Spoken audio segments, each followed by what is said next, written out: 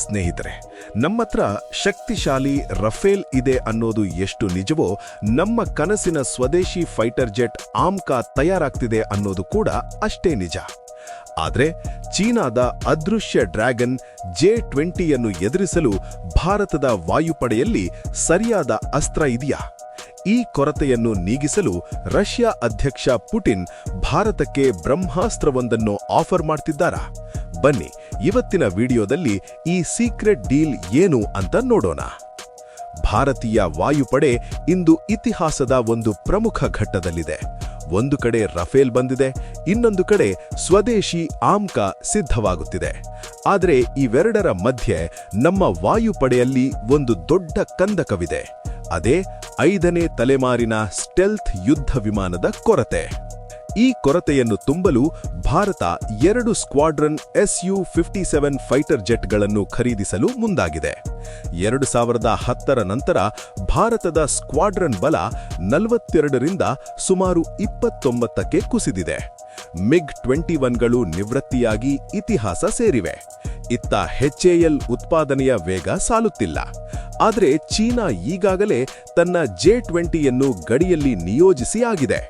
ಇಂತಹ ಪರಿಸ್ಥಿತಿಯಲ್ಲಿ ನಾವು ಕೇವಲ 4.5 ಜನರೇಷನ್ನ ರಫೇಲ್ ಮೇಲೆ ಮಾತ್ರ ನಂಬಿಕೆ ಇಡಲು ಸಾಧ್ಯವಿಲ್ಲ.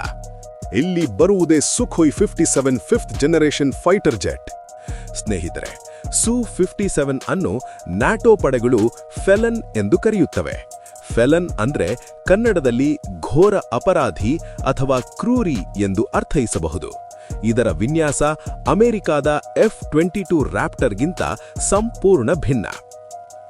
ಅಮೆರಿಕ ಸ್ಟೆಲ್ತ್ ಅಂದ್ರೆ ರೇಡಾರ್ಗೆ ಸಿಗದೆ ಹೋಗಿ ಹೊಡೆಯುವುದಕ್ಕೆ ಆದ್ಯತೆ ನೀಡಿದರೆ, ರಷ್ಯಾ ಕಿನೆಮ್ಯಾಟಿಕ್ ಪರ್ಫಾರ್ಮೆನ್ಸ್ ಅಂದ್ರೆ ಅತಿ ವೇಗ ಮತ್ತು ಗಾಳಿಯಲ್ಲಿ ಚುರುಕಾಡಿ ಚಲಿಸುವ ಸಾಮರ್ಥ್ಯಕ್ಕೆ ಮೊದಲ ಆದ್ಯತೆ ನೀಡಿದೆ. ಸ್ನೇಹಿತರೆ, ಇನ್ನು ಇದರ ಇಂಜಿನ್ ವಿಷಯಕ್ಕೆ ಬರೋದಾದ್ರೆ, ಹಳೆಯ ಇಂಜಿನ್ಗಳ ಬದಲಾಗಿ ಹೊಸ ಇಸ್ರೇಲಿಯೇ 30 ಇಂಜಿನ್ ಅಳವಡಿಸಲಾಗ್ತಿದೆ. ಇದು ವಿಮಾನಕ್ಕೆ ಸೂಪರ್ ಕ್ರೂಸ್ ಸಾಮರ್ಥ್ಯ ನೀಡುತ್ತದೆ. ಅಂದ್ರೆ ಆಫ್ಟರ್ ಬರ್ನರ್ ಬಳಸದೆಯೇ ಶಬ್ದಕ್ಕಿಂತ ವೇಗವಾಗಿ ಬಹುದೂರ ಹಾರುವ ಶಕ್ತಿ ಇದಕ್ಕಿದೆ. Su-57 ಯುದ್ಧ ವಿಮಾನದ ಅತ್ಯಂತ ಮುಖ್ಯ ವೈಶಿಷ್ಟ್ಯವೆಂದರೆ ಕಿನೆಮ್ಯಾಟಿಕ್ ಪರ್ಫಾರ್ಮೆನ್ಸ್, ಅಂದ್ರೆ ಅತಿವೇಗ ಮತ್ತು ಗಾಳಿಯಲ್ಲಿ ಚುರುಕಾಗಿ ಚಲಿಸುವ ಸಾಮರ್ಥ್ಯ. ಇದು ವಿಮಾನಕ್ಕೆ ಶತ್ರುಗಳ ರೇಡಾರ್ ಕಣ್ಣಿನಿಂದ ತಪ್ಪಿಸಿಕೊಳ್ಳಲು ನೆರವಾಗ್ತದೆ. ಈ ವಿಮಾನ ಶಕ್ತಿಯುತ ರೇಡಾರ್, ಇನ್ಫ್ರಾರೆಡ್ ಟ್ರ್ಯಾಕಿಂಗ್ ಮತ್ತು ಇಲೆಕ್ಟ್ರಾನಿಕ್ ಪ್ರತಿಕ್ರಮಗಳಂತಹ ಆಧುನಿಕ ತಂತ್ರಜ್ಞಾನದ ವ್ಯವಸ್ಥೆಗಳನ್ನು ಹೊಂದಿದ್ದು, ಇವು ಶತ್ರುಗಳ ಸಂಕೇತಗಳ ದಿಕ್ಕು ತಪ್ಪಿಸಲು ನೆರವಾಗ್ತವೆ. ಇಂತಹ ಆಧುನಿಕ ತಂತ್ರಜ್ಞಾನಗಳು ಪೈಲಟ್ಗೆ ಯುದ್ಧರಂಗವನ್ನು ಹೆಚ್ಚು ಸ್ಪಷ್ಟವಾಗಿ ವೀಕ್ಷಿಸಲು ನೆರವಾಗಿ ಏಕಕಾಲದಲ್ಲಿ ಹಲವು ಗುರಿಗಳ ಮೇಲೆ ದಾಳಿ ನಡೆಸಲು ಅವಕಾಶ ಮಾಡಿಕೊಡುತ್ತವೆ. ಸಾಮಾನ್ಯವಾಗಿ ಸ್ಟೆಲ್ತ್ ವಿಮಾನಗಳಲ್ಲಿ ಕ್ಷಿಪಣಿಗಳು ಹೊರಗಡೆ ಕಾಣಿಸುವುದಿಲ್ಲ, ಬದಲಾಗಿ ವಿಮಾನದ ಹೊಟ್ಟೆಯೊಳಗೆ ಅಡಗಿಸಿಡಲಾಗಿರುತ್ತದೆ. ಇದಕ್ಕಾಗಿಯೇ Su-57ನಲ್ಲಿ 2 ದೊಡ್ಡ ಇಂಟರ್ನಲ್ ವೆಪನ್ ಬೇ ಅಥವಾ ಆಯುಧಗಳ ಕಣಜಗಳಿವೆ.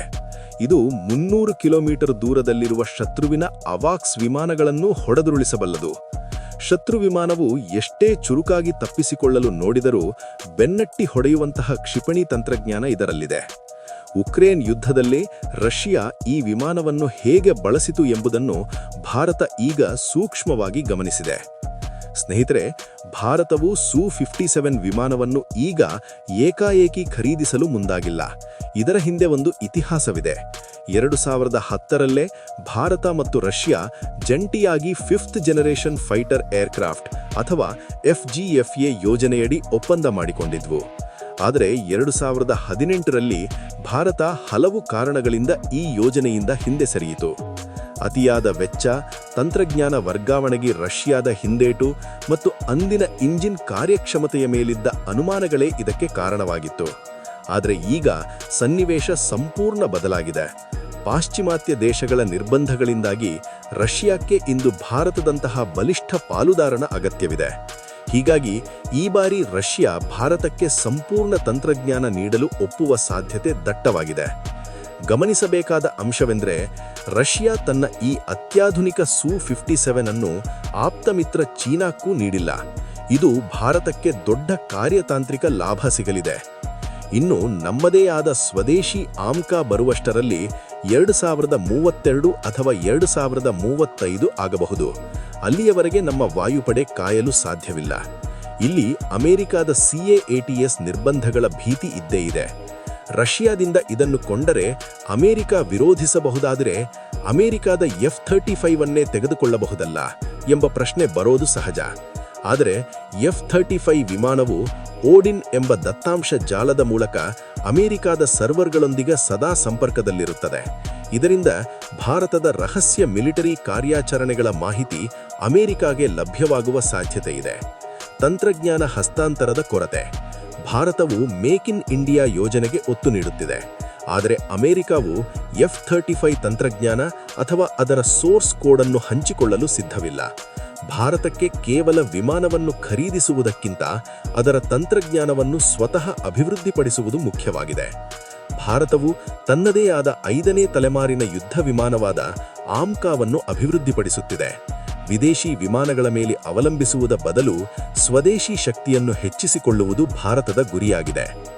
ಅಂತಿಮವಾಗಿ ಹೇಳೋದಾದರೆ Su-57 100ಕ್ಕೆ 100ರಷ್ಟು ಪರಿಪೂರ್ಣವಾಗಿರಬಹುದು. ಆದರೆ ಪ್ರಸ್ತುತ ಭಾರತದ ಸನ್ನಿವೇಶಕ್ಕೆ ಇದು ಅತ್ಯಂತ ಸೂಕ್ತವಾದ ಹೆವಿ ವೇಟ್ ಫೈಟರ್. ಒಂದು ವೇಳೆ ಇದರ ಉತ್ಪಾದನೆ ಮೇಕ್ ಇನ್ ಇಂಡಿಯಾ ಅಡಿಯಲ್ಲಿ ಭಾರತದಲ್ಲೇ ನಡೆದರೆ ಅದು ನಮ್ಮ ಇಂಜಿನಿಯರ್ಗಳಿಗೆ ದೊಡ್ಡ ಶಕ್ತಿ ತುಂಬಲಿದೆ. ನಿಮಗೇನನ್ಸುತ್ತೆ? ಭಾರತ ರಷ್ಯಾದ ಸುಖೋಯ್ ಮೇಲೆ ನಂಬಿಕೆ ಇಡಬೇಕಾ ಅಥವಾ ಅಮೆರಿಕಾದ ಕಡೆಗೆ ಸರಿಬೇಕಾ? ನಿಮ್ಮ ಅಭಿಪ್ರಾಯವನ್ನು ಕಾಮೆಂಟ್ ಮಾಡಿ ತಿಳಿಸಿ. ಮುಂದಿನ ವಿಡಿಯೋದಲ್ಲಿ ಸಿಗೋಣ. ಜೈ ಹಿಂದ್.